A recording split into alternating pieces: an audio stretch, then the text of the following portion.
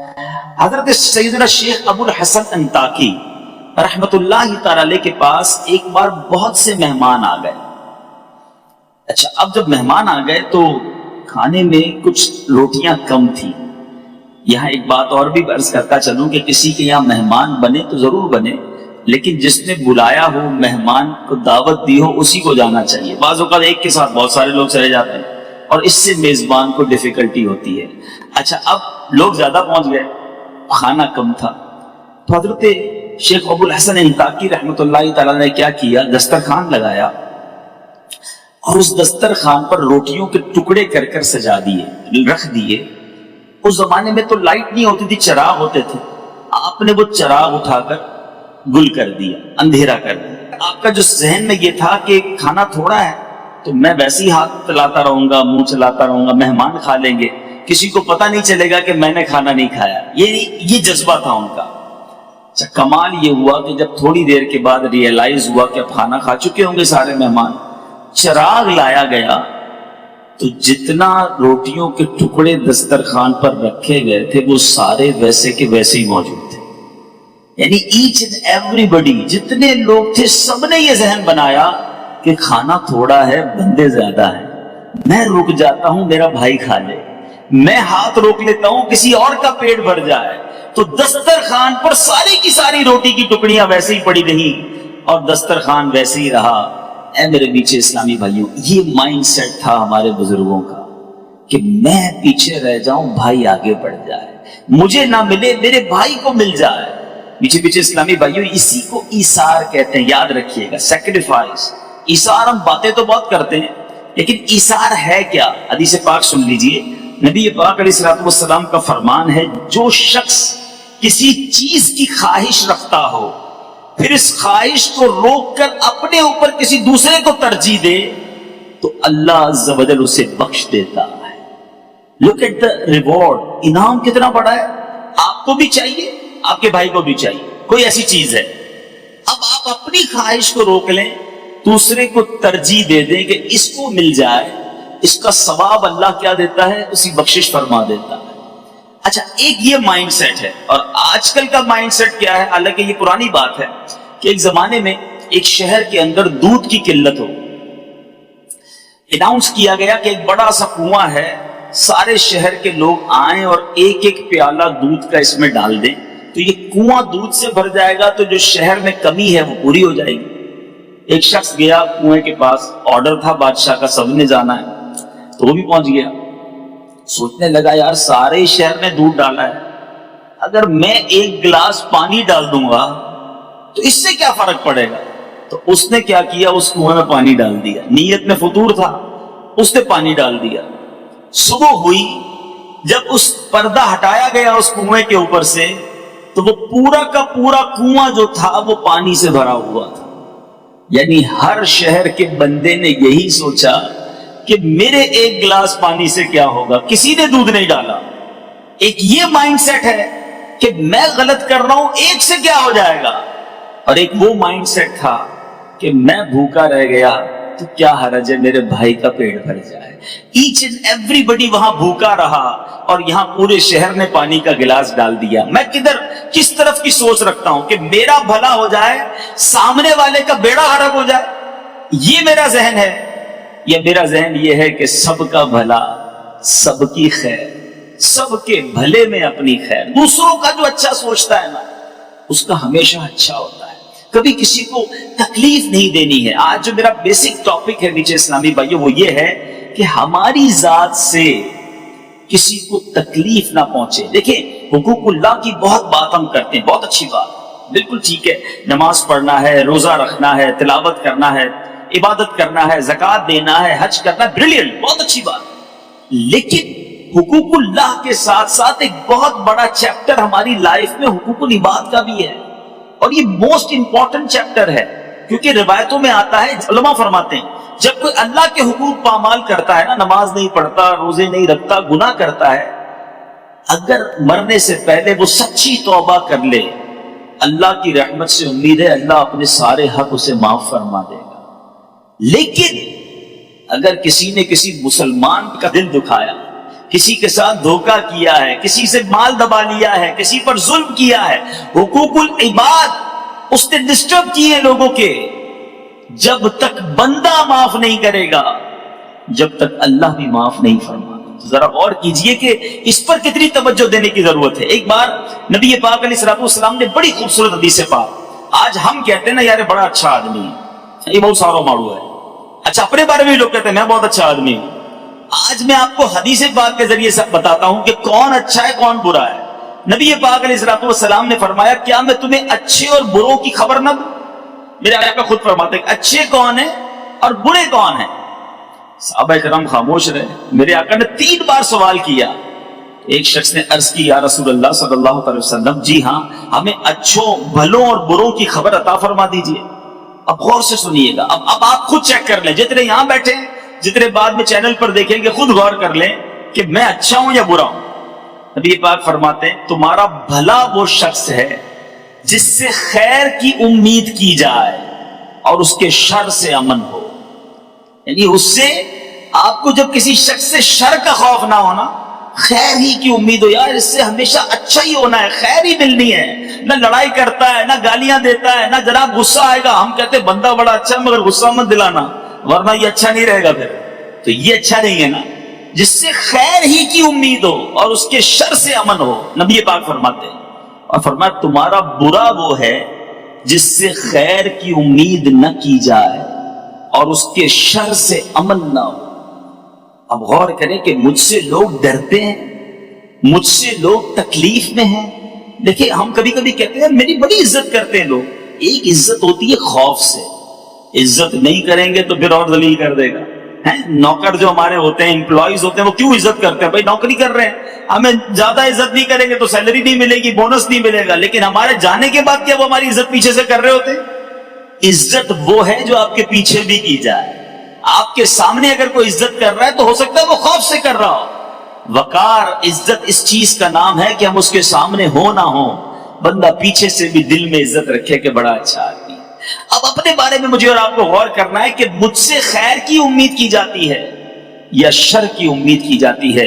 نبی پاک علیہ الصلوۃ والسلام کی ایک بڑی اہم حدیث پاک اگر آج یہ آپ سب کو یاد ہو جائے نا، اور آج اس بیان کا سمجھ لیں مین آبجیکٹ یہی ہے۔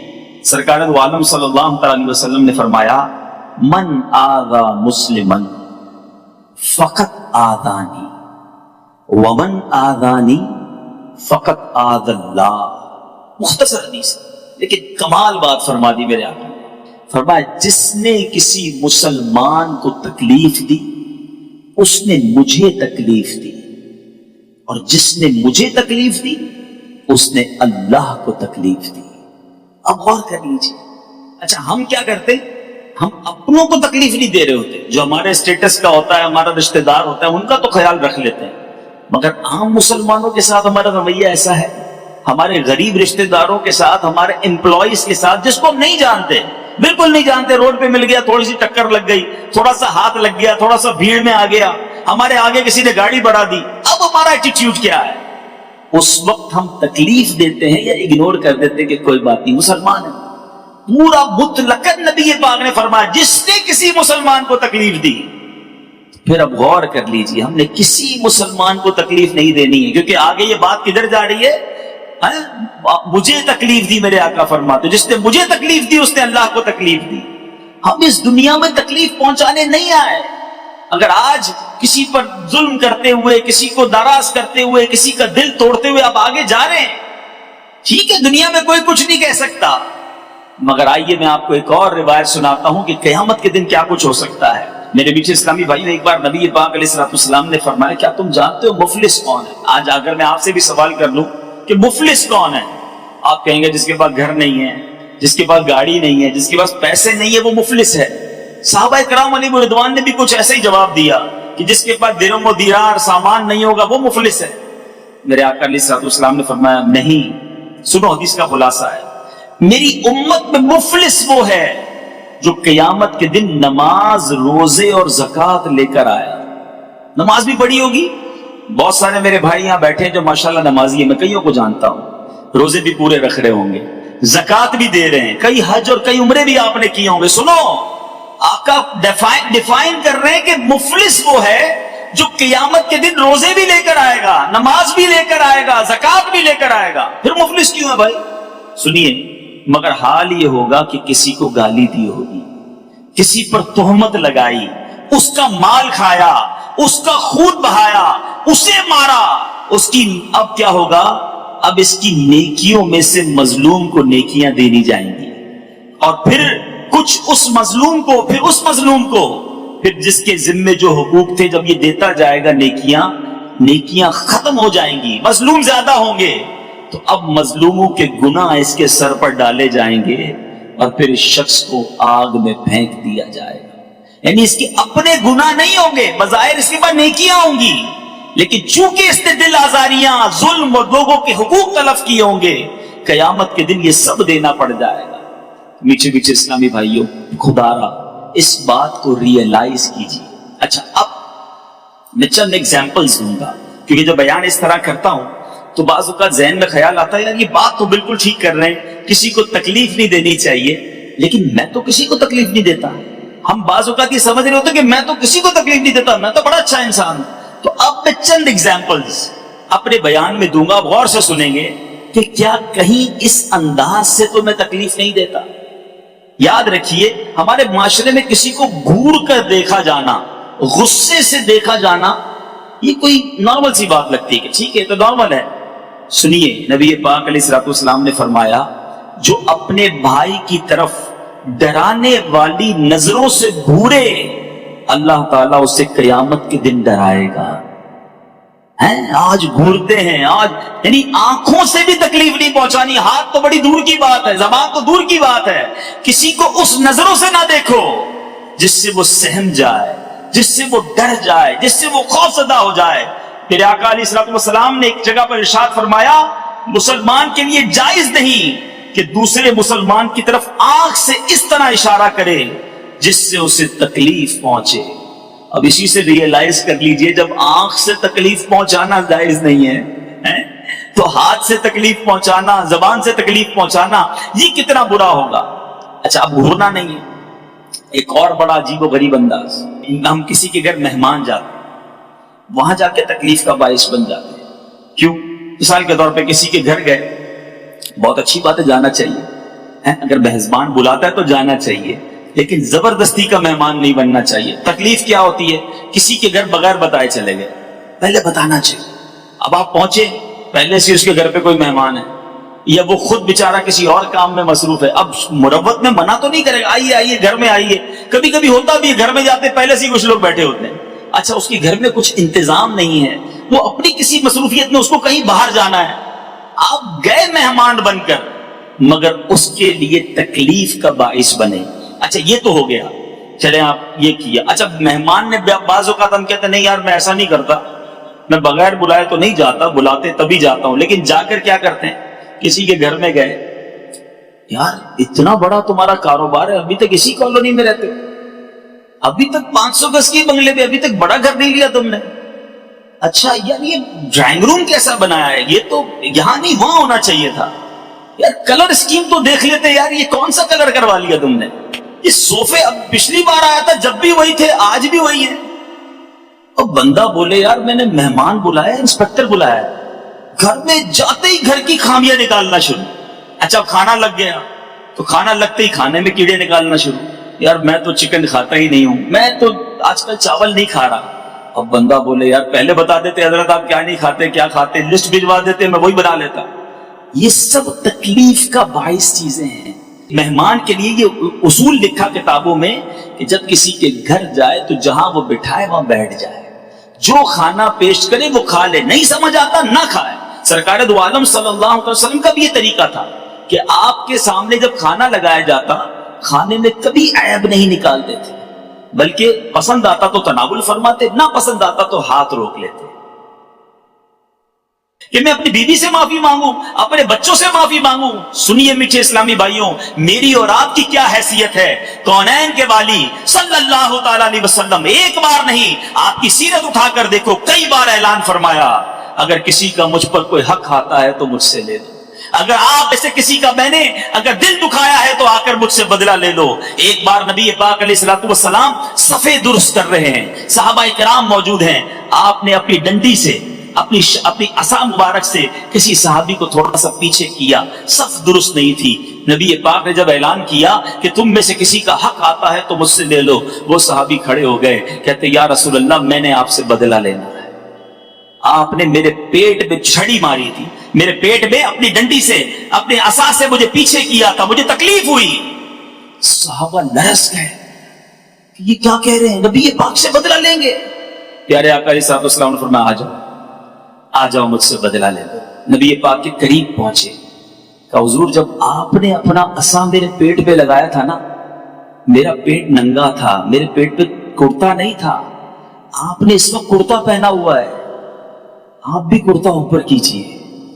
صحابہ اور لرز گئے, یہ کیا کرنا چاہ رہے ہیں؟ نبی پاک نے اپنا کرتا بھی اوپر کر دیا. تاریخ نے ایسا منظر دیکھا ہوگا کہ آقا اپنے غلاموں کو کہہ رہا ہے کہ جس کو مجھ سے بدلہ لینا ہے لے لو, اور اپنا کرتا اوپر کر دیا. مگر دیکھو اس صحابی کا کمال, دوڑتے ہوئے گئے اور نبی پاک کے جسم سے لپٹ گئے, میرے آقا کے جسم کو چومنے لگے اور کہنے لگے آقا بدلہ نہیں لینا تھا, میری تمنا تھی کہ ایک بار مرنے سے پہلے میرا جسم آپ کے جسم سے ٹچ ہو جائے. مجھے پتا ہے کہ میرے جسم نے اگر آپ کے جسم کو چھو لیا تو پھر سے جہنم کی آگ نہیں جلائے گی. یہ ہے میرے آقا کی تعلیمات.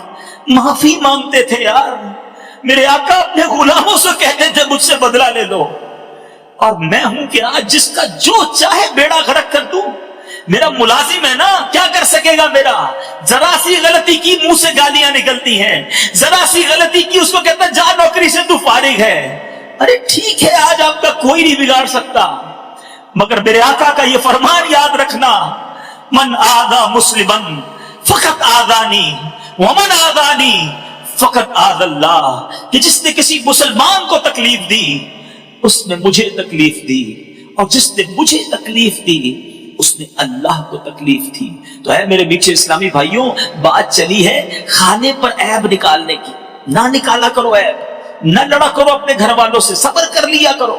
ایک بہت گناہگار شخص تھا, اس کا انتقال ہو گیا. انتقال کے بعد اس کے دوستوں نے اسے خواب میں دیکھا اور کہا کہ تمہارے ساتھ کیا معاملہ ہوا؟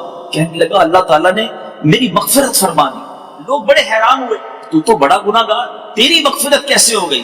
کہتا گناہگار تو تھا, ایک بار میری زوجہ نے کھانا بنایا اور کھانے میں نمک بہت زیادہ ڈال دیا, بڑا غصہ آیا, بڑا غصہ آیا کہ ابھی سزا دوں.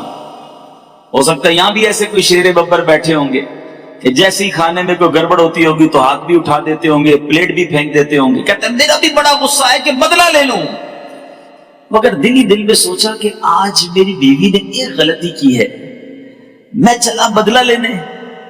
میں صبح سے شام اپنے رب کی بارگاہ میں کتنی خطائیاں کرتا ہوں, کتنی غلطیاں کرتا ہوں, وہ تو مجھ سے کوئی سزا نہیں دیتا, وہ تو مجھے چلائی جا رہا ہے, نبھائی جا رہا ہے.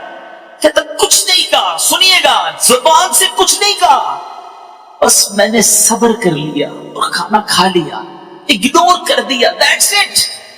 اللہ دلوں کے حال جانتا. اس نے زبان سے کچھ نہیں کہا کہ میں نے تجھے معاف کیا, چل آج غلطی کی آئندہ مت کرنا, آئندہ کرو گی تو پھر سزا دوں گا. نہیں, کوئی اترایا نہیں, کوئی جتلایا نہیں, کچھ بھی نہیں, دل ہی دل میں معاف کر دیا. مرنے کے بعد اسے بتایا گیا کہ اس روز تم نے اپنی بیوی کو, میری بندی کو کھانے میں غلطی کرنے پہ جو معاف کیا تھا, تو نے بندہ ہو کر میری بندی کو معاف کر دیا, میں تو سب سے بڑا معاف کرنے والا ہوں, جا میں نے تیرے سارے گناہ معاف کر دیے.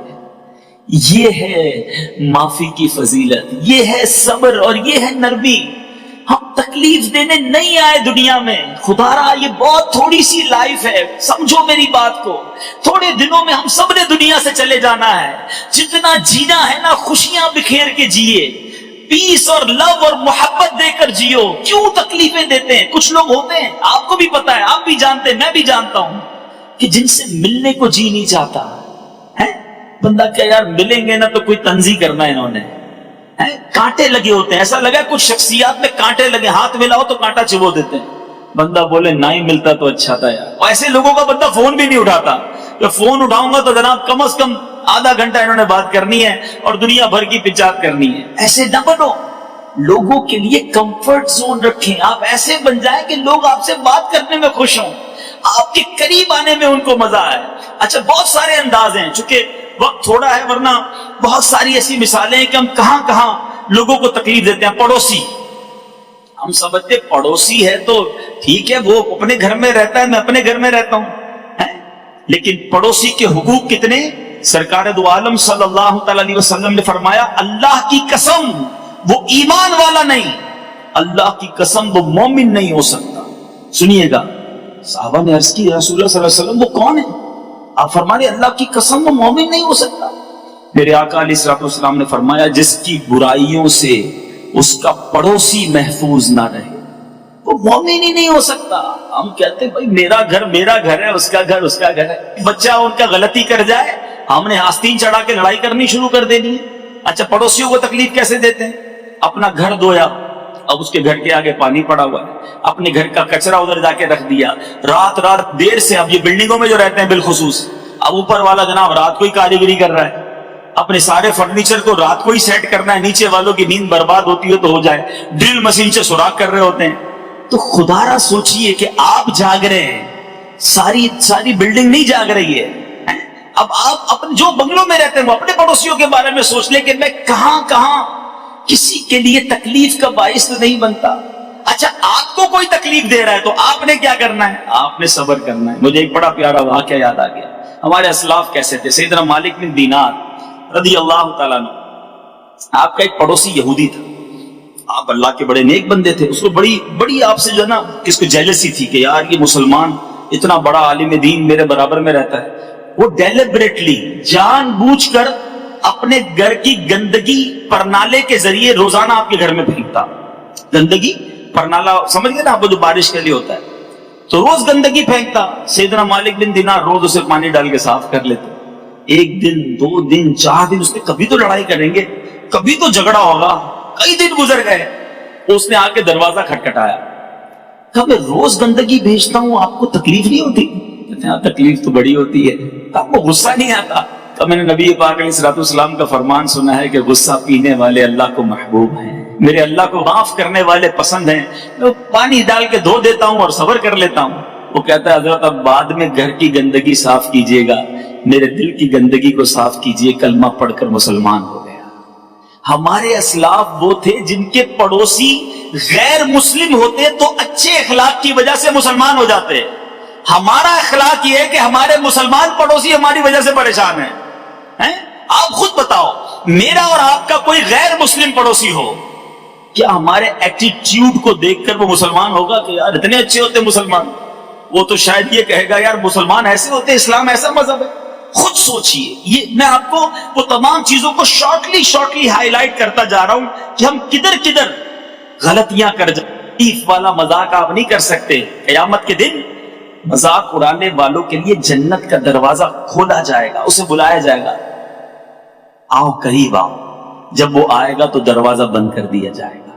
اسی طرح کئی بار اس کو بلایا جائے گا کہ آؤ جنت میں, وہ جنت کے قریب آئے گا, دروازہ بند کر دیا جائے گا, پھر دروازہ کھول کر بلایا جائے گا آؤ آؤ قریب آؤ. مگر وہ اتنا مایوس ہو گیا ہوگا کہ لگتا ہے پھر جاؤں گا تو دروازہ بند ہو جائے گا, اس لیے وہ جنت میں ہی نہیں جائے گا. گویا جو دنیا میں لوگوں کو ستائے گا, قیامت کے دن اس کو اس طرح بتایا جائے گا کہ تم لوگوں کے ساتھ جو مذاق کرتے تھے آج جنت کی طرف بلا کر دروازہ بند کر دیا جائے گا. یہ انداز نہ رکھیں, تکلیف ہوتی ہے. آپ کہتے ہیں سامنے والا بھی ہنستا ہے جب میں اس کو موٹو بولتا ہوں, جب میں اس کو چھوٹو بولتا ہوں, جب کالو بولتا ہوں, جب اس کو کہتا ہوں تو لنگڑا ہے تو. اچھا توتلانا, بیچارہ جو توتلاتا ہے, جس کی آواز میں تھوڑا سا فرق ہوتا ہے, اس کے سامنے اسی کی زبان میں بات کرتے ہیں اور سارے دوست ہنستے ہیں, اور وہ بھی بیچارہ کسیانی ہنسی ہنستا ہے. تو ہم کہتے ہیں اس کو برا نہیں لگتا نا, پوچھو اس سے. دل میں رو رہا ہوتا ہے کہ یا اللہ میں بھی صحیح بولتا تو آج دوست مذاق تو نہ اڑاتے. ارے اس کا رنگ کالا ہے, تمہارا گورا ہے, اللہ نے بنایا اسے, اس کا قد چھوٹا ہے, رب نے بنایا, تمہیں اللہ نے اچھا بنایا. اس پہ اترانا نہیں, اس پہ غرور کرنا نہیں. آج کسی کا دل دکھا رہے ہو, ایسا نہ ہو تو نعمتیں تمہیں رب نے دی ہے, تم سے بھی واپس چھین لے گا. تو کبھی بھی اس طرح کسی کا مذاق نہیں اڑانا چاہیے. یہ بھی ایک انداز ہے لوگوں کا دل دکھانے کا اور تکلیف پہنچانے کا. میٹھے میٹھے اسلامی بھائیوں, اب آخر میں صدقہ و خیرات میں بھی کیا تکلیف پہنچاتے ہیں. کتنی عجیب بات. اصل میں دیکھیں, شیطان جو ہے نا وہ اتنا ملعون ہے, ہمیں نیکی نہیں کرنے دیتا, اور نیکی کر لے تو چاہتا ہے یار اس کی نیکی ڈیمیج ہو جائے کسی طرح. یہ نیکی تو کر گیا, اس کا نقصان ہو جائے. اب کیا کرواتا ہے, احسان جتواتا ہے. کسی غریب کی شادی کروا دی, کسی کو علاج کروا دیا, کسی کی ماں بیمار تھی تو اس کو علاج کرا دیا, کسی کا قرضہ تھا قرضہ اتار دیا. اب کیا کرتے ہیں لوگ, ہاں بھائی یاد ہے نا تیرا علاج میں نے کرایا تھا, وہ دن یاد ہے تیری بہن کی شادی کروائی تھی, نوکری نہیں تھی تیرے پاس, نوکری میں نے دلائی تھی, بھول تو نہیں گیا نا. آج ماشاءاللہ اتنا بڑا کاروباری ہو گیا, پہلا قرضہ مجھے سے لینے آیا تھا.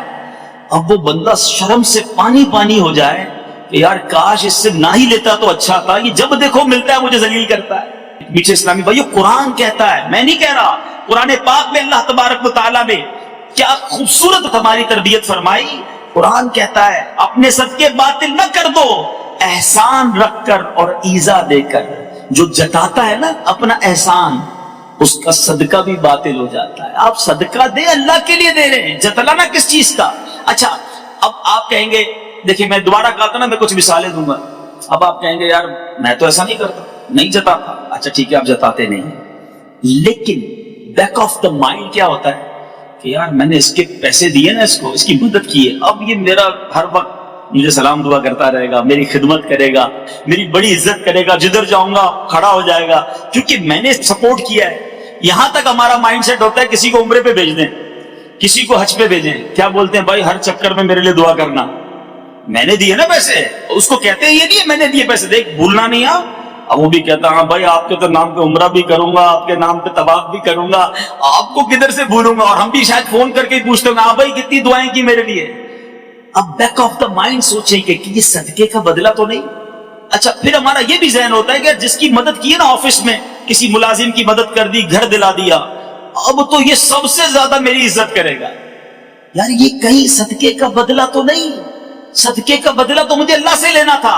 آئیے میں آپ کو بتاتا ہوں ہمارے اسلاف کیا کرتے تھے. بی بی عائشہ صدیقہ رضی اللہ تعالی عنہا, حضرت ام سلمہ رضی اللہ تعالی عنہا, ہماری امی حضور ہیں, امہات المومنین ہیں, ان کا ایٹیٹیوڈ کیا ہوتا تھا. یہ جب کسی کو صدقہ دینا ہوتا نا تو اپنے خادم کو بھیجتی, کہتی جا کے صدقہ دے آؤ, اگر وہ کوئی دعا دینا تو وہ دعا نوٹ کر کے لے آنا.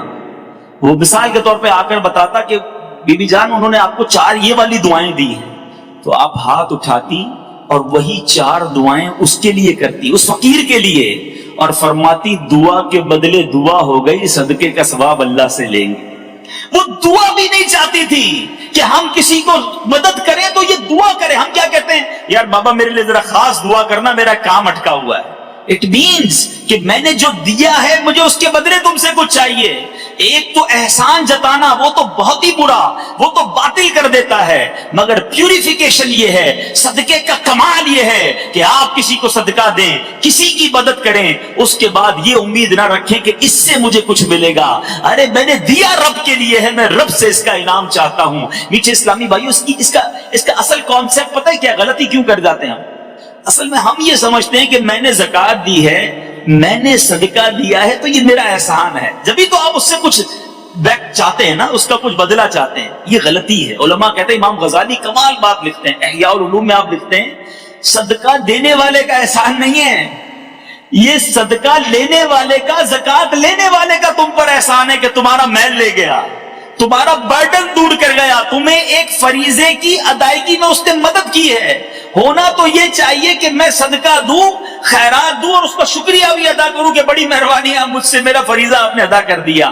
آج بندہ مسجد کو, مدرسے کو, اگر کسی مذہبی شخصیت کو چندے دیتا بھی ہے تو اس کو دھکے کھلاتا ہے, آج نہیں آنا پرسوں آنا, پرسوں نہیں آنا 4 دن بعد آنا. وہ بیچارہ وہ غریب آدمی دھکے کھا رہا ہے. ارے اس پر تمہارا احسان نہیں ہے, آپ پر اس کا احسان ہے کہ وہ آ کر آپ کا میل لے کے جا رہا ہے اور آپ کا ایک فرض ادا کرنے میں آپ کا سپورٹر بن رہا ہے. تو بہرحال میٹھے اسلامی بھائیوں, بہت سارے طریقے ہیں.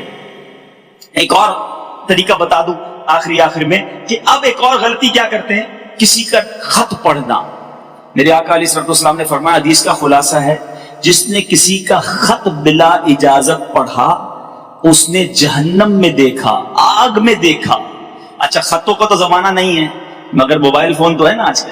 کسی کا فون اٹھایا میسج پڑھنے شروع کر دیے، کسی کا فون. اچھا اب کیا ہوتا ہے، کسی کے برابر میں بیٹھ کے بندہ کوئی میسج بنائے تو وہ جھک جھک کے دیکھا. ارے اللہ کے بندے، آپ کا کام ہی نہیں ہے کہ آپ کسی کی پرائیویسی میں دخل کریں. یہ بھی تکلیف ہے مسلمانوں کو، اور یہ آگ میں دیکھنا فرمایا نبی پاک نے. ہم کہتے نہیں میرا دوست ہے یار میں اس کا موبائل یوز کر سکتا ہوں. نہیں، کوئی نہیں چاہے گا کہ آپ اس کی گیلری میں جا کر اس کی پکچرز دیکھیں. ہو سکتا ہے اس کی فیملی کی پکچرز ہو، اس کی کوئی پرائیویٹ بات ہو. تو یہ سب چیزیں تکلیف کا باعث ہیں. میں نے آپ کو پھر دوبارہ وہ حدیث سنا رہا ہوں کہ بہت سارے طریقے جس سے ہم تکلیف پہنچاتے ہیں. ضروری نہیں آپ گالیاں دینے والے ہوں، ضروری نہیں آپ لڑائی جھگڑے کرنے والے ہوں، لیکن یہ وہ مس بہیو ہیں جس کے ذریعے آپ کسی کو تکلیف پہنچا کر مسلمان کو ناراض کر سکتے ہیں. سامنے والا کہتا نہیں، اس کا مطلب یہ نہیں کہ وہ ناراض نہیں ہے، دل سے وہ خوش نہیں ہوتا. تو بہرحال اس اللہ کرے کہ آج کے اس بیان، مختصر سے بیان میں میں اور آپ یہ ریئلائز کرنے میں کامیاب ہو جائیں اور سیکھ کر جائیں ہر سٹیپ پر. اگر ہو گئی ہے نا غلطی، کوئی بات نہیں، انسان ہے، ہم انسان ہیں، غلطی ہو سکتی ہے. میں کسی کا دل دکھا دیا، پھر دوبارہ اسے فون کریں، بھاری پڑے گا. ہاں یہ نفس کو ہے بڑا بھاری. اور خاص طور پہ اگر کوئی آپ سے ماتحت ہے، آپ کا بیٹا ہے مثال کے طور پہ. الحمدللہ میں آپ کو تحدیث نعمت کے لیے بتا رہا ہوں، امیر اہل سنت سے سیکھا کہ اپنے بچوں سے بھی معافی مانگیے، کوئی بات نہیں. اور بچوں کے دلوں میں عزت کم نہیں ہوگی، اور بڑھ جائے گی کہ یار والد ہو کر بچوں سے معافی مانگ رہا ہے. مانگے، ان کی تربیت ہوگی کہ وہ بھی آگے معافی مانگنا سیکھیں گے کسی سے. آپ اپنے کسی امپلائی کو بلا لیں کہ یار مجھے لگتا ہے میں نے آپ کی، یا بلکہ کہہ ہی نہیں، ہو سکتا ہے میں نے کئی بار آپ کا دل دکھایا ہو، اللہ کی رضا کے لیے مجھے معاف کر دینا. تو وہ تھوڑی آپ کی سیٹ پہ آگے بیٹھ جائے گا، چلو سیٹ صاحب معاف نہیں کروں گا، میرے کو سیٹ دے دو. وہ بھی خوشی خوشی سے معاف کر لے گا، آپ کی عزت ہی بڑھے گی. لیکن کیا پتا میں نے، اور اپنی بیوی سے معافی مانگ لے، اپنے ماں باپ سے تو ہر وقت معافی مانگنی چاہیے. یہ سب وہ چیزیں ہیں جو اسلام مجھے اور آپ کو سکھاتا ہے. اور فیملی ہے نا، یاد رکھیے ہمارا ایٹیٹیوڈ بڑا اچھا ہے، مگر کس کے ساتھ اچھا ہے؟ ہمارے کسٹمرز کے ساتھ. ہماری دکان پہ کوئی گاہک آ جائے، ارے ماشاءاللہ آئیے آئیے حاجی صاحب کیسے ہیں، طبیعت ٹھیک ہے، آئے بیٹھے بیٹھے چائے پیئیں گے؟ اچھا ٹھنڈا منگاتا ہوں، چائے نہیں پینی تو. اچھا کھانا کھایا کہ نہیں، کھانا منگواؤں آپ کے لیے، بڑے دنوں بعد آئے، طبیعت کیسی ہے، اور گھر میں سب ٹھیک ہے. اتنی مسکراہٹیں، اتنی خدمتیں. سچ بتاؤ یہ ایٹیٹیوڈ کبھی ہمارے والد کے ساتھ رہا؟ ہم نے اپنی ماں کے ساتھ کبھی اس انداز میں بات کی کہ ماں آپ کی طبیعت کیسی، کچھ کھانا پیش کرو؟ کسٹمر کے لیے سب ہے. اچھا بالکل اسی طرح دوست، یہ ینگسٹر بیٹھے، ارے دوست تیرے لیے جان حاضر، بولنا کدھر کھانا ہے، چلو چلو یار بس تو حکم کر. ساری جو محبتیں، جو پیار ہمارے فرینڈز کے لیے، ہماری فیملی کے لیے ہے، ہمارے کسٹمرز کے لیے ہے، کیا ہمارے گھر والوں کے لیے ہے؟ میں آپ کو حدیث پاک سناتا ہوں. میرے آقا علیہ الصلوۃ والسلام فرماتے ہیں تم میں سے بہترین وہ ہے جو اپنے گھر والوں کے ساتھ بہترین ہے. اور فرمایا سن لو میں تم سب سے زیادہ اپنے گھر والوں کے ساتھ اچھا ہوں. میرے آقا فرما رہے ہیں. اچھا ہم کیا کہتے ہیں یار گھر والوں کو ٹائم کہاں سے دیں، اتنی ذمہ داریاں ہیں، اتنی سارا بزنس، تو اتنا سارا فیکٹری، تو گھر جا کے بھی بندہ افسر بنا ہوا ہوتا ہے، پتہ نہیں اتنا کام کرتا ہوں، گھر کے کام بھی کروں گا، دے دیا نا ڈرائیور، اور کیا کر رہا ہے، کر لو کر اپنے گھر کے کام. میرے آقا کے اوپر کونین کا بار تھا. اعلیٰ حضرت کہتے ہیں نا جن کو بارے دو عالم کی پرواہ نہیں، ایسے بازو کی قوت پہ لاکھوں سلام. اتنا برڈن ہوتے ہوئے بھی میرے آقا اپنی ازواج کے ساتھ کھانا پکانے میں ہاتھ بٹاتے تھے. میرے آقا اپنے کام اپنے ہاتھوں سے فرماتے اور بچوں کو کاندھوں پہ سواری کراتے. حسنین کریمین کو آپ نے دیکھا ہی نا، سنا آپ نے، کتابوں میں پڑھا آپ نے. تو اب جب یہ سب کچھ ہے، مگر میں اور آپ گھر والوں کے ساتھ کیسے؟ خدا را چیک کیجیے. جو محبتیں باہر والوں کو دیتے ہو نا، اس سے زیادہ حق گھر والوں کا ہے. گھر والوں کو تکلیف دے کر آپ سمجھ رہے ہو نہیں ساری دنیا راضی، گھر والے پریشان، ایسا نہیں ہونا چاہیے. ٹھیک ہے. اچھا ایک بار پیارے آقا علیہ الصلوۃ والسلام سے ایک صحابی نے پوچھا آقا میرے سب سے زیادہ حسن سلوک کا حقدار کون ہے؟ سب سے زیادہ مجھے پیار کس کو دینا چاہیے، کیئر کس کی کرنی چاہیے، حسن سلوک کس کے ساتھ کرنا چاہیے؟ سن لیجئے غور سے. نبی پاک علیہ الصلوۃ والسلام نے فرمایا تیری ماں. کہا آقا پھر؟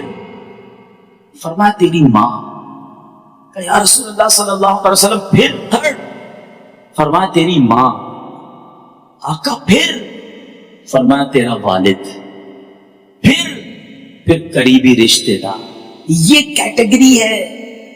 اچھا اس میں بھی علماء نے کمال تطبیق بیان کی، کمال کیٹیگرائز کیا کہ ماں کا 3 بار فرمایا، والد کا 1 بار فرمایا. اب کوئی یہ نہ کہے کہ ابو اب میں نے آپ کی آج بات نہیں ماننی، میں سن کے آیا ہوں 3 بار ماں کے بارے میں فرمایا، ساری محبتیں ماں کے لیے. ماں کا ضرور پیار ہے. علماء نے کمال کیا، فرماتے 3 بار ماں کا، میرے آقا کا ہر لفظ حکمت بھرا. 3 بار ماں کے بارے میں کیوں فرمایا؟ کہ ماں نے 3 ہماری خدمتیں کی ہیں. پیٹ میں پالا، پیدائش کی تکلیف برداشت کی، اور ہماری پرورش کی. والد نے صرف ہماری پرورش کی ہے.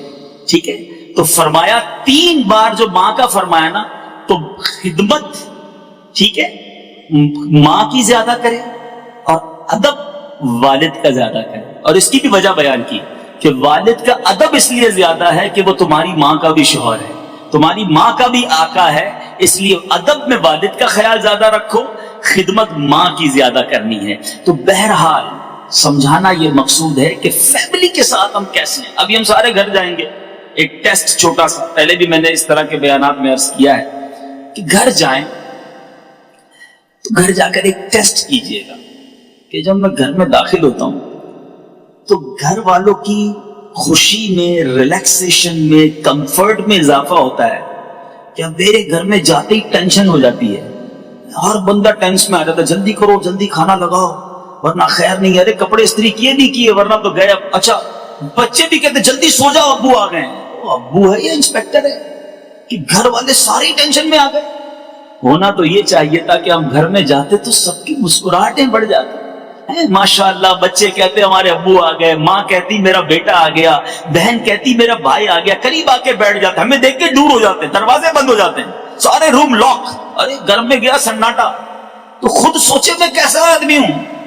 آپ گھر والوں کی راحت کے سامان ہونے چاہیے، تکلیف نہیں دینی مجھے اور آپ کو کسی کو. یہ اگر آج میں اور آپ سیکھ جائیں زندگی شاندار ہو جائے گی. یقین کریں لوگ آپ کے قریب آ کر بیٹھنا شروع ہو جائیں گے. والد کتنا وہ کامیاب ہے جو گھر میں جائے اور بچے کہیں ابو آ گئے اور آ کر بیٹھ جائے. اب والد کے لیے کتنا آسان ہے انہیں ٹیچ کرنا، کتنا آسان ہے انہیں سمجھانا. تو بہرحال مختصر وقت میں میں نے چند چیدہ باتیں عرض کی ہیں کہ گھر والوں کے ساتھ بھی، باہر والوں کے ساتھ بھی، پڑوسیوں کے ساتھ بھی، ملازمین کے ساتھ بھی، رشتہ داروں کے ساتھ بھی، دوستوں کے ساتھ بھی ہمارا برتاؤ نرم، خوشگوار اور اچھا ہونا چاہیے. کسی کے لیے تکلیف کا ہم باعث نہ بنے. اگر مسلمان آپ سے راضی ہو گئے، دیکھو مرنے کے بعد بھی تو دعا کریں گے نا کہ ایک آدمی تھا بڑا اچھا تھا، ہمارا بڑا خیر خواہ تھا، تو انشاءاللہ آخرت میں بھی بھلا ہو جائے گا. اور ہمارے مرنے کے بعد لوگ ہمارے بارے میں یہ بات کریں کہ جان چھوٹ گئی، بڑا تکلیف دہ آدمی تھا، بڑا ذلیل کرتا تھا، تو اللہ کی بارگاہ میں ہم کیا منہ دکھائیں گے. اللہ تعالیٰ مجھے بھی آپ کو بھی مسلمانوں کے لیے خیر خواہی کا باعث بنائے. اب یہاں چونکہ صدقہ اور خیرات کی بات ہوئی ہے، بالکل دینا چاہیے، دل کھول کر دینا چاہیے. راہ خدا میں صدقے کی تو کیا بات ہے. اللہ ایک بار حضرت داؤد علیہ السلام کی صحبت میں ایک نوجوان رہتا تھا. ملک الموت نے حضرت داؤد علیہ السلام کو خبر دی کہ یہ بندہ 3 دن بعد مر جائے. داؤد علیہ السلام غمگین ہو گئے. 3 دن ہو گئے تو وہ نوجوان پھر آیا آپ کی خدمت میں، آپ نے اس کو زندہ سلامت دیکھا. کئی دن گزر گئے، وہ بندہ ٹھیک ہی ہوتا تھا. ملک الموت کچھ دنوں بعد آئے تو آپ نے کہا آپ نے تو کہا تھا کہ 3 دن بعد اس کا انتقال ہو جائے گا، آپ روح قبض کر لیں گے، تو یہ تو ٹھیک ہے. فرمایا ہوا یہی تھا، 3 دن بعد اس کا ٹائم تھا روح قبض کرنے کا، مگر جس دن اس کی موت ہونی تھی، مجھے روح قبض کرنے پہنچتا تھا، اس سے 1 دن پہلے ایک فقیر جو ہے ایک سائل شخص کے پاس آیا اور اس نے اس کو 20 درہم اللہ کی راہ میں صدقہ دے دیا. اللہ کو یہ صدقہ دینا ایسا پسند آیا اور اس فقیر نے دعا دی کہ اللہ تیری عمر میں برکت دے. اللہ تعالیٰ نے ہر درہم کے بدلے اس کی عمر میں 1 سال کا اضافہ فرما دیا. اب یہ مزید 20 سال زندہ رہے گا. صدقہ عمر کو بڑھاتا ہے، صدقہ بری موت کو دفع کرتا ہے. حدیث پاک کے الفاظ ہیں، صدقہ جو ہے وہ بری موت کو دور کرتا ہے، رزق میں برکت لاتا ہے، عمر کو بڑھاتا ہے، بے شمار پریشانیوں کو دور کرتا ہے، بلاؤں کو دور کرتا ہے. تو آپ سے جتنا ہو سکے دیکھو گن گن کر خرچ نہ کیا کریں. کچھ لوگ کہتے ہیں یار ہم نے زکوٰۃ پوری دے دی, ہم نے تو حساب کمپلیٹ کر دیا. ارے آپ نے کمپلیٹ کر دیا, سامنے اگر اور نیکی کا کام آ گیا کر دو. کیوں؟ روایتوں کا مفہوم ہے کہ اے ابن آدم خرچ کیا کرو, تم خرچ کرو گے تو تم پر بھی خرچ کیا جائے گا, تم جتنا بانٹو گے اللہ اور عطا فرمائے گا.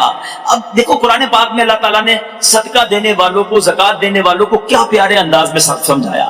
قرآن مجید سورہ بقرہ میں اللہ ارشاد فرماتا ہے من ذا الذی یقرض اللہ قرضا حسنا فیضاعفہ لہ اضعافا کثیرا.